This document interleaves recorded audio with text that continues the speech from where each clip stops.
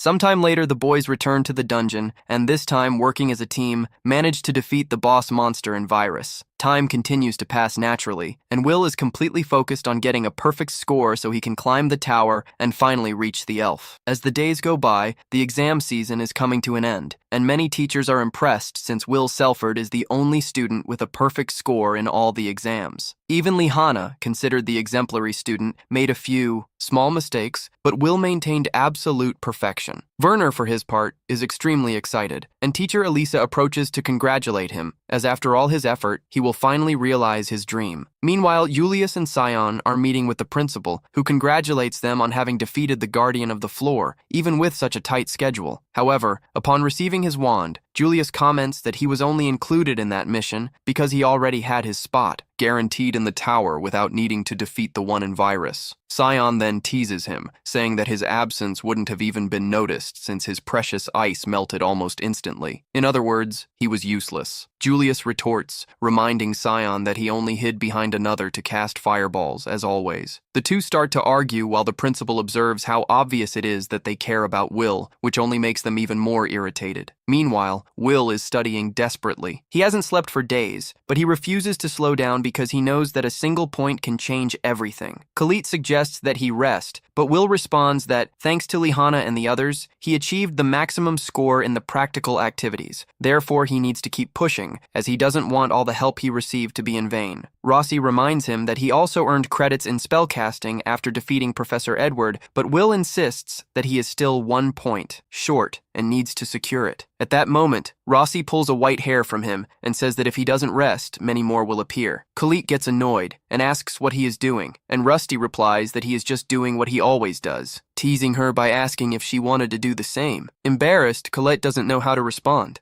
and Rusty ends up winning the competition. On the other hand, Lihanna tells Whiten that after they defeat the Naviros, they will be able to ascend the tower with pride. Whitney responds that it wasn't that difficult, considering they have faced a Grand Duke before. As they walk, he comments that Lihanna has changed a lot, as she no longer seems as tense as before. She agrees, remembering that he always hid his true intentions behind a smile, never letting his guard down. Whitney then admits that this is due to Will, who showed him that even he can make big mistakes and has earned his respect since then. And Hannah also states that she has learned a lot from Will, understanding that cowardice can just be a feeling of inferiority that can also turn into courage. They wonder what Will might be doing at that moment and soon conclude that it's obvious that Bookworm is probably studying at night. Khalid, worried, goes to bring something for Will to eat, since he has spent the whole day in the library. When she arrives, she notices that he has fallen asleep, so she covers him with a sheet. Confirming that he is asleep, she excitedly murmurs and tries to steal a kiss, but Host appears and stops her. She tries to justify herself, saying she was just taking care of him, but Host doesn't believe it and states that she was clearly trying to kiss him. Leet feigns innocence and says she is just worried about Will, as despite being exhausted, he keeps pushing himself too hard and always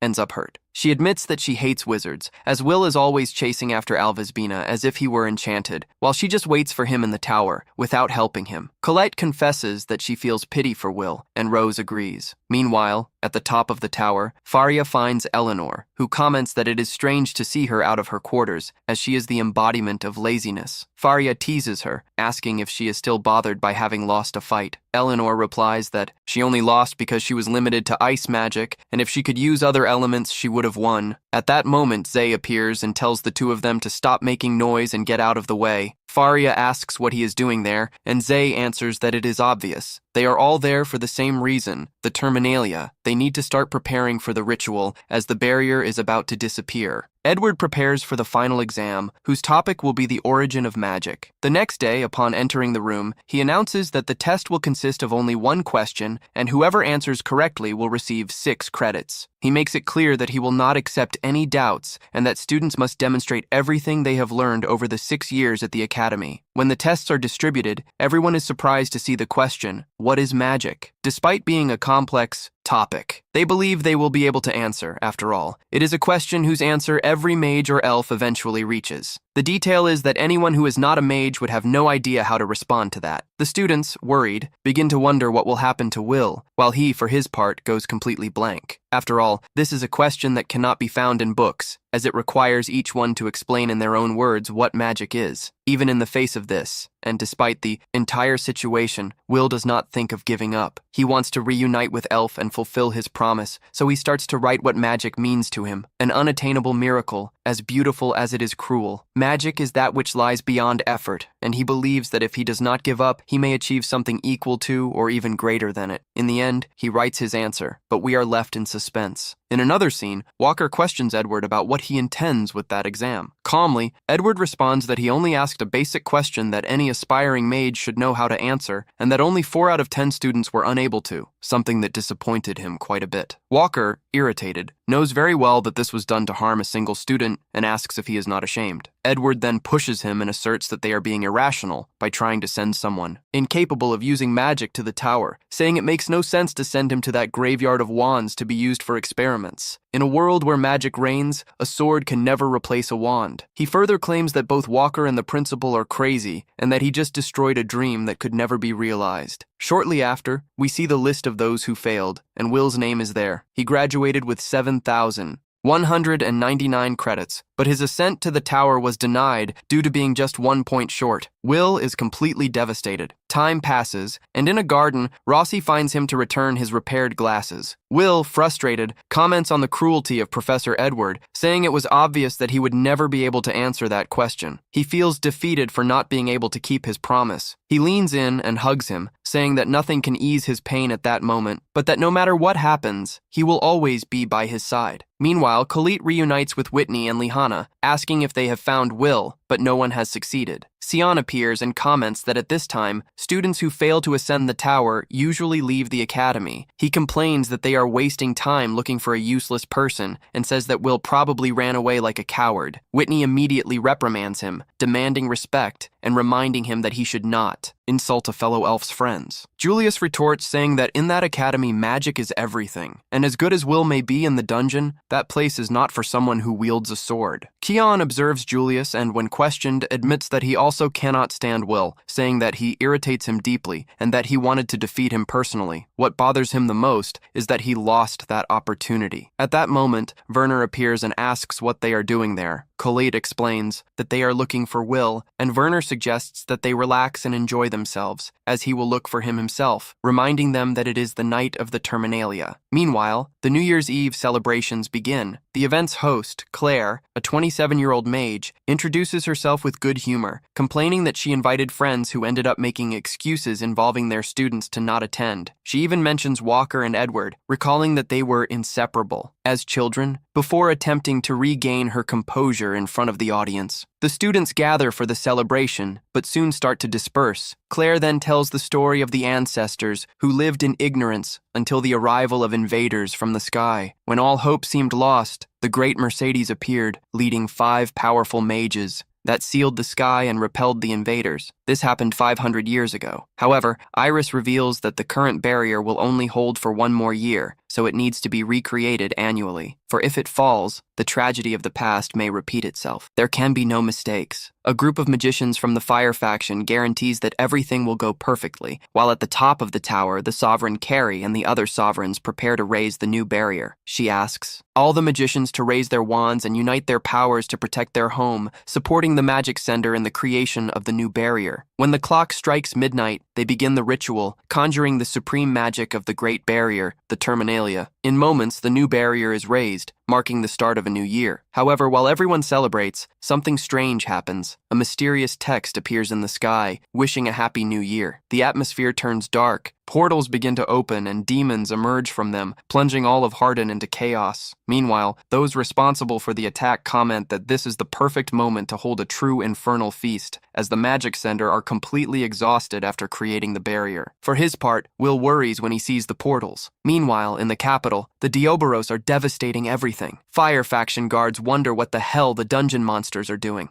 on the surface. Seeing that the situation is getting ugly, Claire tells Red that she will cover them. So, it's time to start attacking. With just a breath of her wand, Claire summons a large number of guardians that advance against the Dioboros, giving Rhodes' squad the opportunity to attack with their fire magic. They annihilate the monsters in their path. Now, in turn, If asks how Claire summoned so many guardians. However, it doesn't take long for the boys to understand that this is the level of the tower's high wizards. Radio orders to look for the origin of the magic circles and capture the person responsible. Although one of the monsters remains as if nothing were happening, Radio attacks him again with his most powerful magic, trusting that this has defeated him. However, his arrogance was his worst mistake. Claire, for her part, orders him to flee, but the monster doesn't give him the opportunity. With a slash of his claw, he cuts him in two. Claire worries when she realizes that the monster is immune to magic. When he looks at his guardians, he sees that they are being annihilated. The monster now advances against Claire, who manages to avoid it and realizes that he is carrying a mage-killing sword. Director Cowran watches the entire disaster, while the other wizards report that apparently the monsters are carrying wizard-slaying swords similar to the ones Finn was carrying. Cowran wonders if managed to mass-produce them and concludes that it must not have been the work of a single person. Since this whole disaster is very well planned, she wonders what the hell they are up to.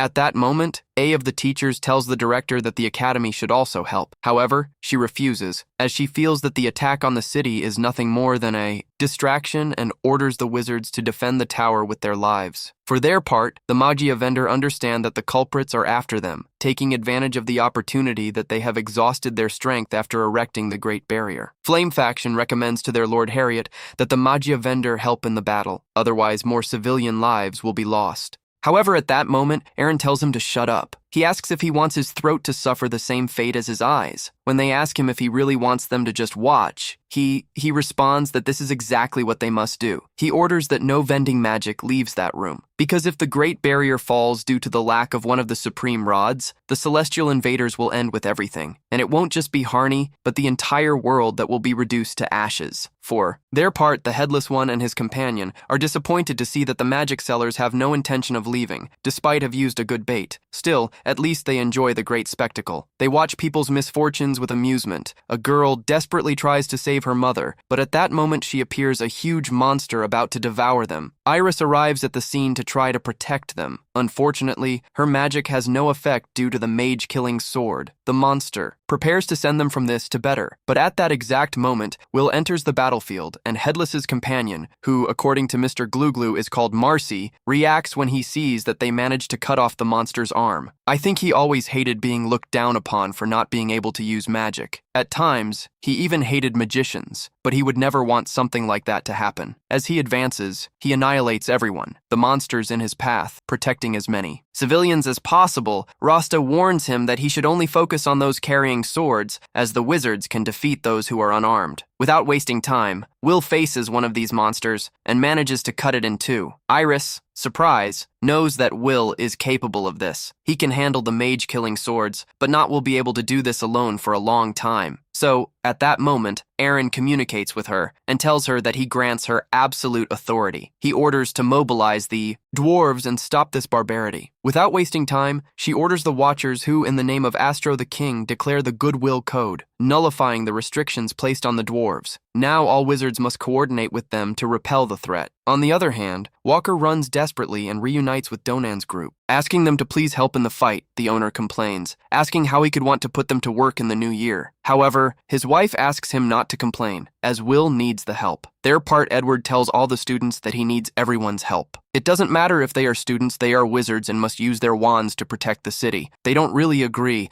because if not even the high mages of the tower can defeat these things, much less them. So, Liana takes it upon herself to give a demonstration of strength, proving that even a student has great power. The problem is that despite strengthening her entire body, she is still not able to defeat these monsters with a single blow. The most worrying is the sword they have, since, in any way, she is the nemesis of every magician. At that moment, Kolek meets with Lihana and asks her not to do anything crazy. However, as soon as Kolek arrives, Lihana asks her to do something crazy. Madness, Julius comments. That, at this rate, they won't last until the dwarves arrive. If those monsters defeat Lihana, they will be next. So he proposes to escape. However, Zonggong warns that realize that when dispersing a spell, the monster's movements are hampered. Therefore, they need to attack them with everything. Young people then advance with their magic at their maximum. When they see that the monsters have already, they are unable to move because they need to block the attack. They order Kolek to do his part. She is a little apprehensive and asks Saint Viola for forgiveness because, using her magic,